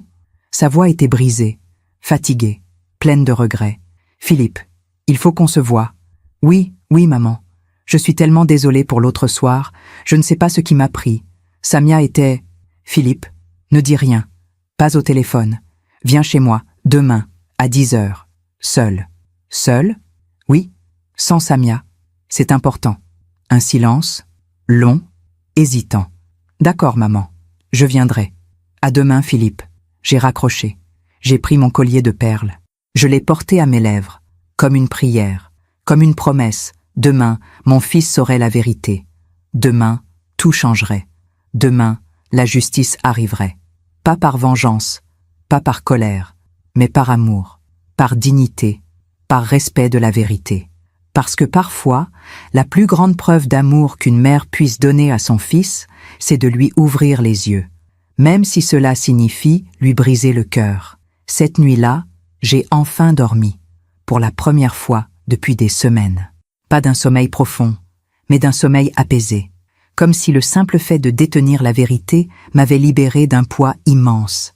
Je me suis réveillée tôt, j'ai préparé du café, j'ai ouvert les rideaux. La lumière du matin inondait le salon. Douce, dorée, prometteuse. J'ai sorti la clé USB. Je l'ai posée sur la table basse. À côté, j'ai placé le carnet d'Henri et mon collier de perles. 3 objets, 3 témoins. Le passé, le présent, la vérité. Philippe devait arriver à 10h. J'ai regardé l'horloge. 9h15. Encore 45 minutes. J'ai mis une robe simple, gris perle, élégante, mais discrète. J'ai attaché mes cheveux. J'ai respiré profondément, plusieurs fois, pour me donner du courage. Ce que j'allais faire n'était pas facile. Montrer à son propre fils que la femme qu'il aimait était une menteuse, une manipulatrice, une tricheuse. C'était briser son monde, détruire ses illusions, anéantir ses rêves. Mais c'était nécessaire. Parce que Philippe vivait dans un mensonge. Et les mensonges finissent toujours par dévorer ceux qui les croient. À 10h précises, on a sonné à la porte. J'ai ouvert. Philippe était là, seul, comme promis. Il avait maigri. Ses traits étaient tirés, ses yeux cernés. Il portait un jean et une chemise froissée, comme s'il n'avait plus la force de prendre soin de lui. « Maman, Philippe, entre !» Il est entré lentement. Il regardait autour de lui, cet appartement où il avait grandi. Ces murs qui avaient été témoins de son enfance, de nos rires, de nos larmes, de notre vie d'avant Samia. « Assieds-toi, mon chéri. » Il s'est assis sur le canapé, là où Henri s'asseyait autrefois, les mains jointes, nerveux. « Maman, je suis tellement désolée pour l'autre soir. Je ne sais pas ce qui m'a pris. Samia était tellement convaincue que... » Philippe, j'ai levé la main. « Arrête, s'il te plaît, arrête de t'excuser pour elle. » Il a baissé les yeux. « Mais je... Non, écoute-moi. Écoute-moi jusqu'au bout. Ensuite, tu pourras parler. Tu pourras me juger. Tu pourras partir si tu veux. Mais d'abord, écoute. » Il a hoché la tête, silencieux, attentif. Je me suis assise en face de lui. J'ai pris une grande inspiration. « Philippe, il y a des choses que tu dois savoir, des choses que j'ai découvertes, pas par jalousie, pas par méchanceté, mais parce que la vérité a fini par émerger. La vérité sur quoi? Sur Samia, sur ce qu'elle fait vraiment, sur ce qu'elle est vraiment. » Son visage s'est fermé. « Maman, si c'est encore pour dire du mal de Samia, je ne dis pas du mal. Je te montre la réalité. J'ai pris la clé USB, je l'ai tenue devant lui. Il y a quelques jours, un jeune homme est venu me voir. Lucas, un serveur du restaurant où nous avons dîné. Il était là ce soir-là. Il a tout vu. Et il m'a apporté quelque chose. Philippe fixait la clé USB, méfiant, inquiet. Qu'est-ce que c'est? Des enregistrements, des caméras de surveillance du restaurant. Pourquoi un serveur t'apporterait ça? Parce qu'il a une conscience, parce qu'il ne supportait pas de voir une femme innocente être humiliée publiquement, parce qu'il sait ce qui s'est vraiment passé ce soir-là. Philippe s'est levé, agité. « Maman, je ne veux pas voir ça, peu importe ce qu'il y a sur cette clé. Si, tu vas regarder, parce que tu mérites de connaître la vérité, même si elle fait mal. » J'ai allumé mon ordinateur, j'ai inséré la clé USB.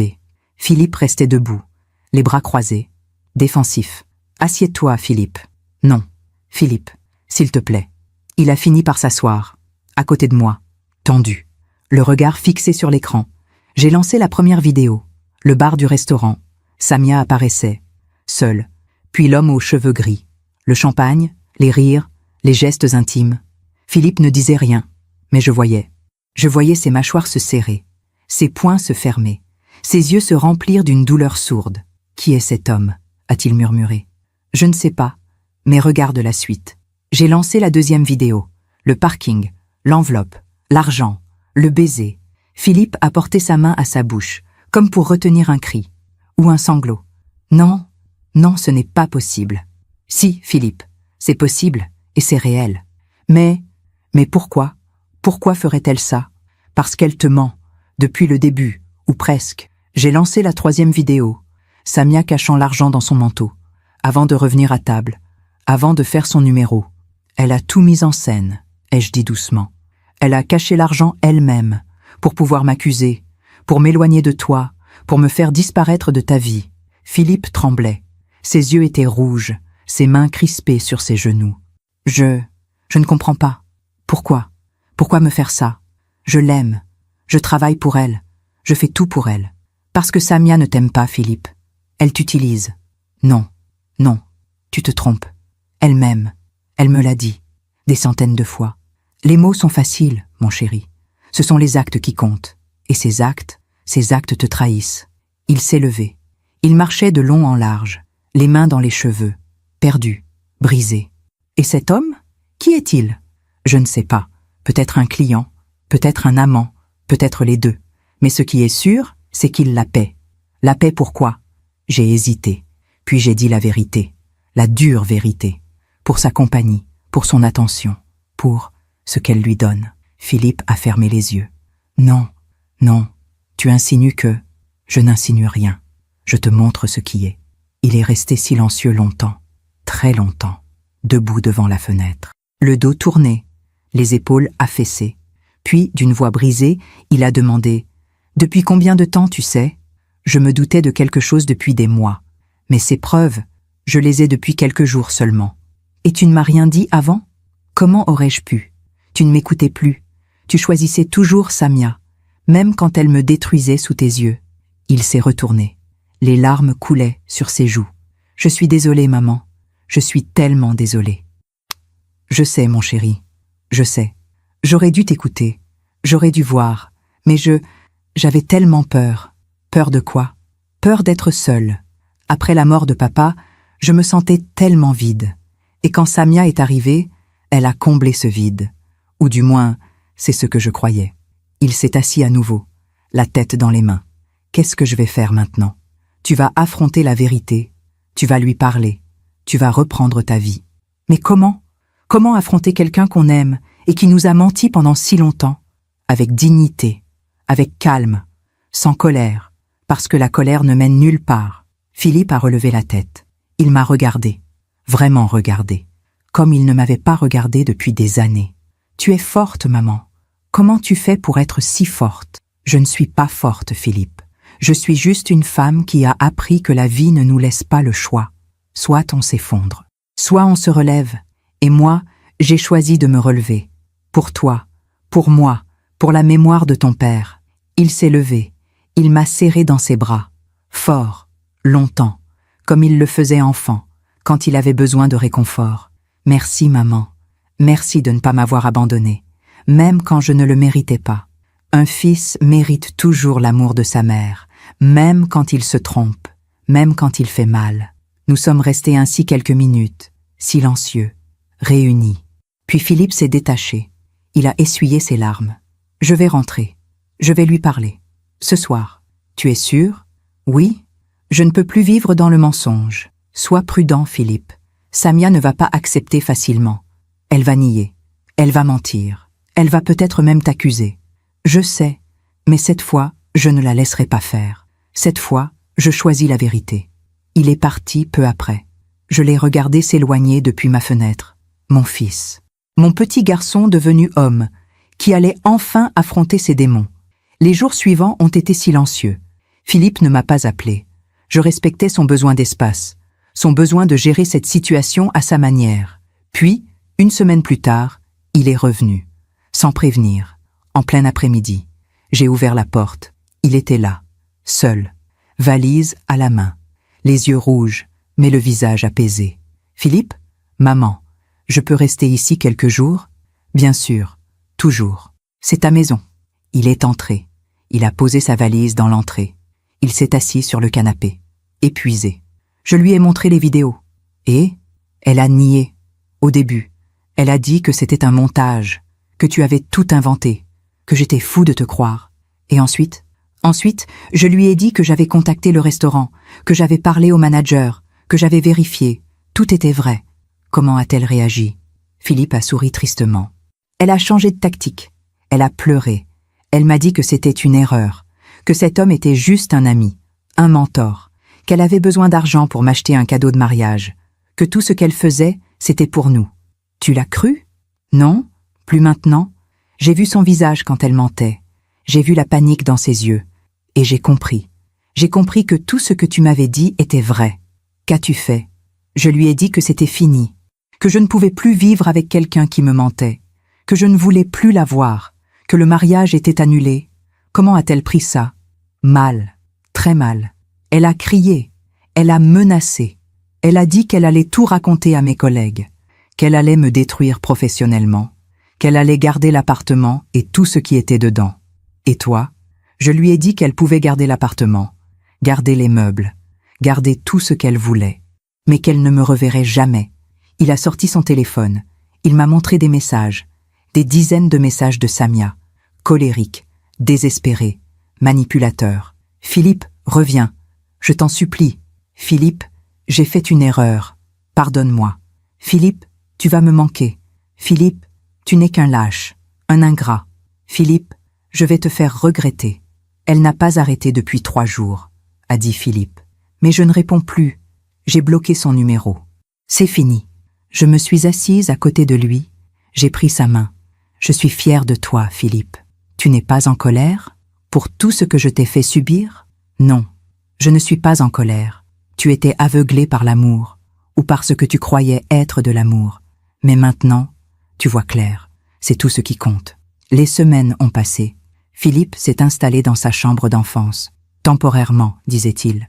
Mais je savais qu'il avait besoin de temps, de guérison, de retrouver qui il était vraiment. Nous avons repris nos habitudes d'autrefois. Les dimanches au marché, les dîners ensemble, les longues conversations le soir. Un jour, en parcourant les réseaux sociaux, Philippe est tombé sur le profil de Samia. Elle avait tout effacé, toutes les photos d'eux, tous les souvenirs, comme s'ils n'avaient jamais existé. « Elle m'a remplacé », a-t-il dit simplement. Elle a déjà un nouveau petit ami, un homme d'affaires, plus âgé, plus riche. L'homme des vidéos? Peut-être, ou un autre, peu importe, elle continue sa vie. Et toi? Moi aussi, je continue, mais différemment. Puis, quelques mois plus tard, j'ai reçu un appel étrange. C'était Madeleine, mon amie, celle qui m'avait parlé de Samia au marché. « Oriana, il faut que je te dise quelque chose. »« Quoi donc ?»« Samia, elle a des problèmes, gros problèmes. »« Quel genre de problèmes ?»« Mon neveu, Thomas, celui qui travaille au restaurant, il m'a dit que l'homme avec qui elle sortait, l'homme d'affaires, il l'a quitté, brutalement. Apparemment, sa femme a découvert leur liaison. Et il a tout coupé, l'argent, l'appartement qu'il lui payait, tout. Et maintenant, Samia est seule, sans ressources, Sans personne. Elle a essayé de recontacter Philippe, paraît-il. Mais il ne répond pas. Philippe ne m'avait rien dit. Je l'ai interrogé ce soir-là. C'est vrai. Elle m'a écrit. Plusieurs fois. Elle me suppliait de revenir. Elle disait qu'elle m'aimait, qu'elle avait besoin de moi, qu'elle ne pouvait pas vivre sans moi. Et tu as répondu? Non, je n'ai rien à lui dire. Tu n'as pas de pitié? Si, j'ai de la pitié, mais la pitié n'est pas de l'amour, et je ne peux pas sauver quelqu'un qui refuse de se sauver elle-même. Il avait raison. Philippe avait appris. Enfin. 6 mois après leur rupture, nous avons croisé Samia par hasard, dans la rue, près de la gare Montparnasse. Elle avait changé, maigrie, les cheveux ternes, le visage sans maquillage, les vêtements ordinaires, plus de sacs griffés, plus de bijoux coûteux, plus de cette aura d'arrogance qui la caractérisait. Elle nous a vus, elle s'est figée, puis elle a baissé les yeux, honteuse, brisée. Philippe s'est arrêté, il l'a regardée, longtemps, sans colère, sans haine, juste avec une tristesse infinie. Samia, elle a relevé la tête, les larmes aux yeux. Philippe, comment vas-tu? Je survis. Bien, c'est bien. Un silence gêné. Philippe, je suis désolée. Pour tout. J'étais perdue. Je ne savais pas ce que je voulais. Et je t'ai fait du mal. À toi, à ta mère. Je suis désolée. Philippe a hoché la tête. Je te pardonne, Samia. Pas parce que tu le mérites, mais parce que moi, j'ai besoin de pardonner. Pour avancer. Elle a souri faiblement. Tu es quelqu'un de bien, Philippe. Tu mérites mieux que ce que je t'ai donné. Oui, je mérite mieux. Et maintenant, je le sais. Il m'a pris le bras. Nous avons continué notre chemin. Samia est restée là, seule, dans la rue, perdue dans ses propres choix. Tu as bien fait, ai-je dit à Philippe. Je sais. Tu ne regrettes rien? Si, je regrette le temps perdu, le temps où j'aurais pu être avec toi, avec mes vrais amis, avec moi-même. Mais je ne regrette pas d'avoir appris. Qu'as-tu appris? Que l'amour ne suffit pas, qu'il faut aussi du respect, de l'honnêteté, de la dignité, et que ma mère avait raison depuis le début. Je lui ai souri. Mon fils, mon petit garçon, devenu un homme sage. Elle m'avait traité de folle, ai-je murmuré en pensant à ce soir terrible au restaurant. Des mois plus tard, j'ai retrouvé ce même regard vide chez elle, dans cette rue, seule, abandonnée. La vie finit toujours par rendre ce qu'on lui donne. Philippe m'a serré contre lui. Merci, maman. Merci de ne jamais avoir abandonné. Jamais, mon chéri. Jamais. 2 ans ont passé depuis cette rencontre dans la rue. 2 ans depuis que Philippe a refermé ce chapitre douloureux de sa vie. 2 ans de reconstruction, de guérison, de redécouverte. Philippe a finalement quitté l'appartement du 16e. Pas pour fuir, pas pour s'éloigner de moi, mais parce qu'il était prêt. Prêt à vivre sa propre vie. Une vie choisie, une vie authentique. Il a loué un petit appartement dans le Marais, lumineux, simple, décoré avec goût, avec des photos, ses photos, nos photos. Papa, lui et moi à Deauville, nous 3 ensemble, une famille, une vraie famille. Il a changé de cabinet d'avocat. Il travaille maintenant dans une petite structure spécialisée en droit de la famille. Divorce, garde d'enfants, pensions alimentaires. Je veux aider les gens qui souffrent, m'a-t-il dit un jour. Ceux qui sont coincés dans des relations toxiques, comme je l'étais. Il a retrouvé ses amis d'avant, ceux qu'il avait perdus pendant ces années avec Samia, ceux qui l'avaient averti, ceux qu'il n'avait pas écoutés. Ils l'ont accueilli sans jugement, avec cette générosité que seuls les vrais amis possèdent. Et moi, j'ai retrouvé mon fils. Nous déjeunons ensemble tous les dimanches, parfois chez moi, parfois chez lui, parfois dans notre café de la rue de Passy, celui où Henri nous emmenait autrefois. Nous parlons de tout, de son travail, de mes lectures, de la vie, de l'avenir. Philippe ne parle jamais de Samia, ou presque. Parfois, il mentionne une leçon apprise, une prise de conscience, mais jamais avec amertume, jamais avec regret, juste avec cette sagesse douloureuse que donne l'expérience. Un dimanche d'avril, alors que nous marchions le long de la Seine, il m'a posé une question. « Maman, tu m'en as voulu, vraiment, pour tout ce que je t'ai fait subir ?» J'ai réfléchi. Longtemps. Honnêtement. Au début, oui, j'étais blessée, humiliée, je me sentais trahie par mon propre fils, mais ensuite, j'ai compris quelque chose. Quoi donc? que tu n'étais pas toi-même, que Samia t'avait pris en otage, pas physiquement, mais psychologiquement, émotionnellement. Tu étais devenu une version de toi que tu n'avais jamais voulu être. Et maintenant, je vois mon fils, le vrai, celui que j'ai élevé, celui qui ressemble à son père, bon, honnête, courageux. Philippe a souri, ce sourire authentique que je n'avais pas vu depuis des années. Je me sens libre, maman, pour la première fois depuis longtemps, libre de choisir, libre d'être moi-même. C'est tout ce qu'une mère peut souhaiter pour son enfant. Un soir de juin, Philippe m'a invité à dîner chez lui. « J'ai quelque chose à te dire », avait-il annoncé au téléphone. Sa voix était légère, joyeuse, mystérieuse. Je suis arrivée à 19h. L'appartement sentait bon. Philippe avait cuisiné. Un coq au vin, comme Henri le faisait, comme je le lui avais appris. « Tu as cuisiné tout seul ?»« Oui, j'ai suivi ta recette, au gramme près. Nous nous sommes assis. Il a servi le vin, un Bourgogne. Excellent. Alors, qu'est-ce que tu voulais me dire ?» Philippe a souri, un sourire timide, presque adolescent. « J'ai rencontré quelqu'un. Mon cœur s'est serré. Pas de peur, pas de jalousie, juste cette inquiétude maternelle naturelle. »« Quelqu'un ?» ?»« Oui, elle s'appelle Élise. Elle est avocate aussi. On travaille dans le même cabinet. Depuis combien de temps ? 3 mois. On a pris notre temps. On a parlé. Beaucoup, de tout. De nos familles, de nos erreurs, de nos peurs, de nos rêves. Et elle sait ? Pour Samia ? Oui, je lui ai tout raconté, sans rien cacher. Je voulais qu'elle sache, qu'elle comprenne d'où je viens, ce que j'ai traversé. Comment a-t-elle réagi ? Elle m'a écouté, sans me juger. Et ensuite, elle m'a dit quelque chose que je n'oublierai jamais. Quoi ? Elle m'a dit, « Nous sommes tous la somme de nos cicatrices. Ce qui compte, c'est ce qu'on en fait. » J'ai senti les larmes monter, des larmes de joie, de soulagement, de fierté. Elle a l'air sage, elle l'est, et elle aimerait beaucoup te rencontrer. Si tu es d'accord. Bien sûr que je suis d'accord. Quand ? Dimanche prochain, pour déjeuner, ici, tous les 3. Avec plaisir, mon chéri. Le dimanche suivant, j'ai rencontré Élise, une jeune femme de 35 ans, cheveux châtains, yeux noisettes, sourire franc, poignée de main ferme.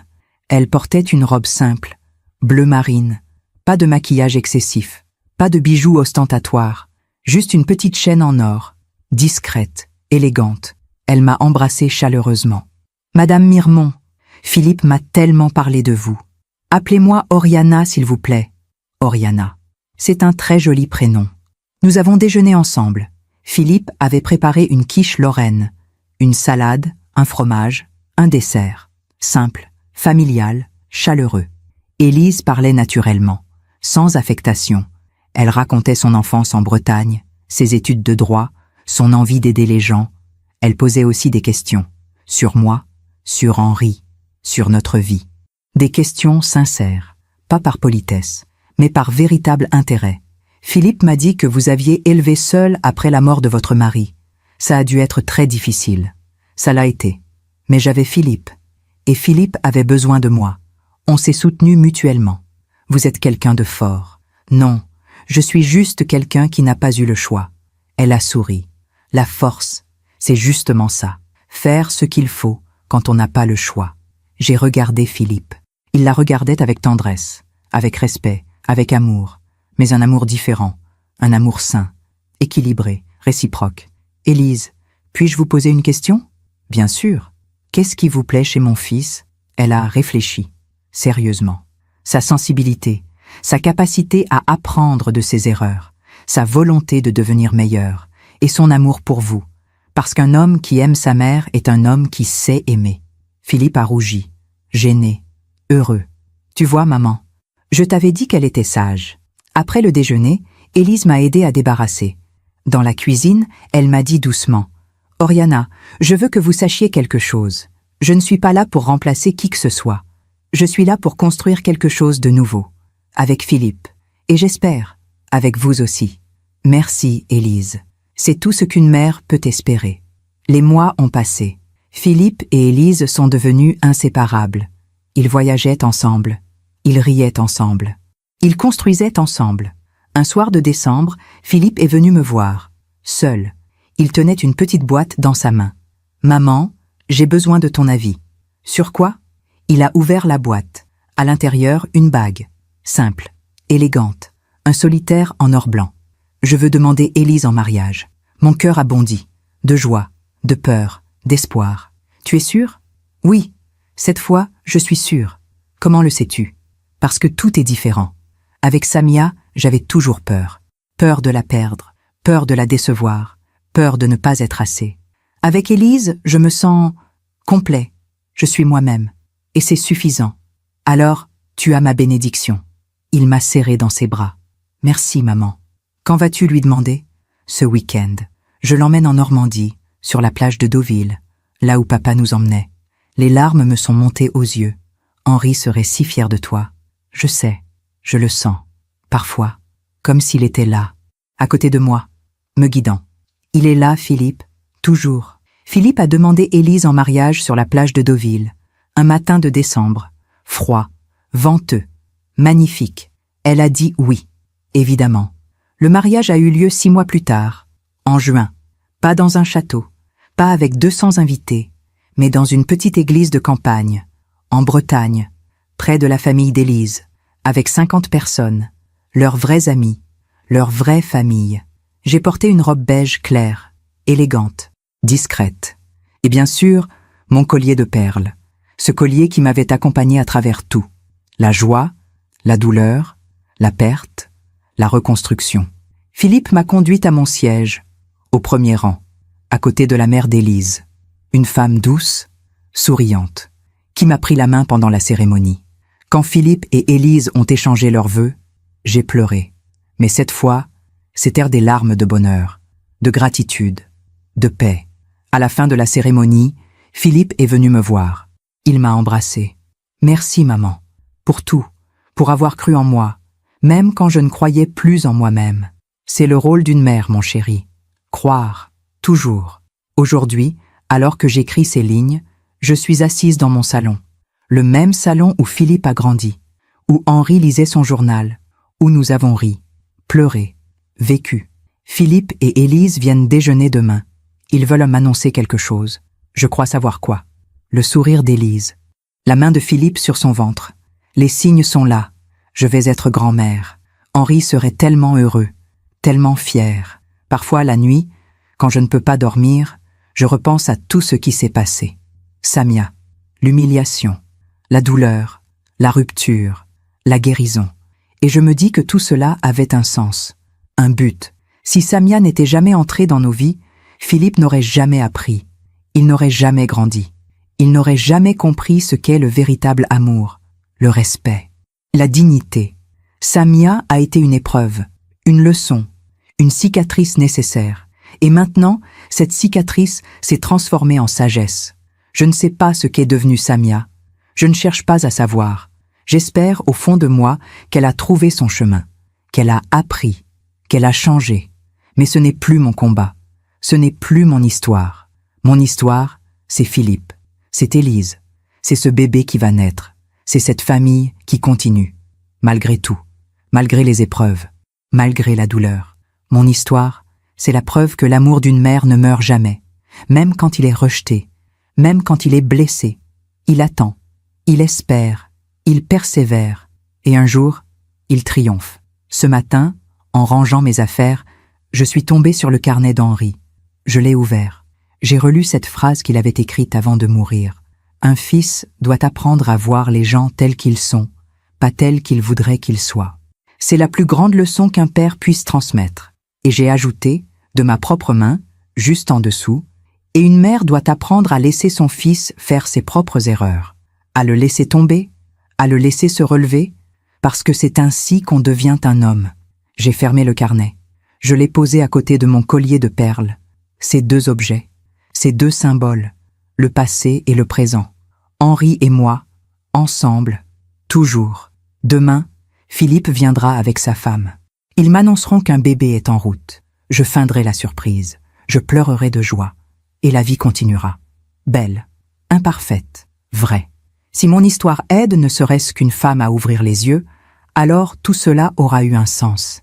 Si une mère, quelque part, lit ces lignes et comprend qu'elle n'est pas seule dans sa douleur, qu'elle n'est pas folle, qu'elle a le droit de protéger son enfant, même contre ses propres choix. Alors je n'aurais pas vécu tout cela en vain. Si un fils, quelque part, reconnaît les signes d'une relation toxique, s'il trouve le courage de partir, de choisir la vérité plutôt que le mensonge, alors ces mots auront servi. La vie nous enseigne que la justice n'arrive pas toujours quand on l'attend, mais elle arrive, toujours, d'une manière ou d'une autre, parfois par les choix des autres, parfois par les conséquences naturelles, parfois par le simple passage du temps qui révèle ce qui était caché. Samia m'avait traité de folle ce soir-là, devant tous ces gens. Elle m'avait humiliée, détruite, mais des années plus tard, j'ai compris quelque chose. Ce n'était pas moi qui étais folle, c'était elle qui était perdue. Perdue dans ses mensonges, perdue dans sa manipulation, perdue dans son besoin de contrôle. Et quand on est perdu, on finit toujours par se retrouver seul. La vie finit toujours par rendre ce qu'on lui donne. Merci de m'avoir écouté jusqu'au bout. Si cette histoire a touché votre cœur, abonnez-vous et activez la cloche pour entendre d'autres femmes qui ont transformé la douleur en sagesse. Chaque jour, une femme, une leçon de vie. Partagez cette histoire avec quelqu'un que vous aimez. Parfois, une histoire change toute une journée. Que Dieu vous bénisse et à très bientôt. Je m'appelle Oriana Mirmont. J'ai 68 ans aujourd'hui. Et voici l'histoire que j'ai enfin trouvé la force de raconter.